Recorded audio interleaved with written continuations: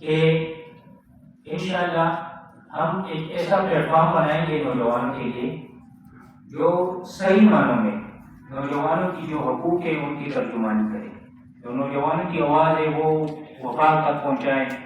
پھر ہم نے فیڈرل یوتھ پارلیمنٹ کے نام سے ایک آرگنائزیشن بنایا جس میں مشترکہ طور پر مجھے چیئرمین ابرار کیلی صاحب کو صدر، نرین بیوی کو جوائنٹ سیکرٹری، ثاقب علی کو فائنینس و انفارمیشن اور ڈاکٹر صلاح الدین صاحب کو نائب صدر منتخب کیا گیا۔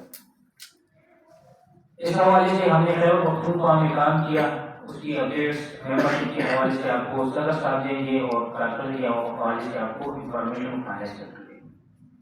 الحمدللہ وہاں پہ ہم نے بہت ہی زبردست کام کیا نوجوانوں کے لیے۔ فیڈرل یوتھ پارلیمنٹ کا مقصد کیا ہے؟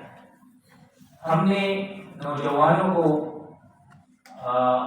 ایک تو روایتی سیاست جو ہوتی ہے اسمبلی میں گالم گلوچ، جھوٹے الزامات، ایک بالکل وہ نہ تو یہاں پہ قانون سازی کا کوئی ایسا مطلب کوئی صحیح طریقہ ہے، کچھ بھی نہیں ہے، لیکن ہمارا مقصد کیا ہے؟ ہم نے نوجوانوں کو یہاں پہ بالکل ایک صحیح پلیٹ فارم مہیا کرنے جس میں وہ سیکھے کہ قانون سازی کیا ہوتی ہے، اسمبلی سے بل کیسے پاس کیا جاتا ہے، اسمبلی میں اسپیکر کا کیا رول ہوتا ہے، اسمبلی میں اگر صوبائی اسمبلی ہے تو وزیر اعلیٰ کا کیا رول ہوتا ہے، اگر قومی اسمبلی ہے وزیر اعظم کا کیا رول ہے۔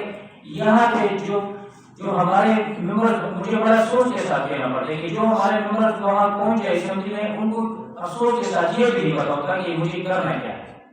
پہلے تو میں شکریہ ادا کرنا چاہوں گی مظفر صاحب کا اور تمام میڈیا ٹیم کا جنہوں نے ہمیں یہ اپرچونیٹی دی کہ آج یہاں پر ہم اپنے اس پلیٹ فارم کو ریپرزینٹ کر سکیں۔ جیسے کہ آپ کو یہ دکھائی دے رہا ہوگا کہ I am the only female member in this executive board. تو سب سے پہلے تو میں آپ کو یہ بات کلیئر کر دوں کہ فیڈرل یوتھ پارلیمنٹ واحد وہ پلیٹ فارم ہے کے پی میں کہ جس میں ایک فیمیل کو ایگزیکٹو بورڈ میں ریپرزنٹیشن دی گئی۔ اس کے علاوہ جو ہماری ڈپٹی اسپیکر ہیں وہ بھی ہم نے فیمیل ہی چوز کی۔ اس لیے ہم اب پریکٹیکلی یہ شو کرنا چاہتے ہیں کہ ہم صرف تھیوریٹیکلی یا کانسٹیٹیوشنلی ہم باتیں نہیں کرتے بلکہ ہم پریکٹیکل آپ کو کر کے دکھائیں گے کہ کس طرح سے فیمیلس کو امپاور کیا جاتا ہے۔ باقی جتنے ہمارے فنکشنز تھے یا ہماری اسٹیبلشمنٹ کی وہ سب کچھ باقی میرے ایگزیکٹو ممبرس نے بڑے ڈیٹیل کے ساتھ بتایا ہے۔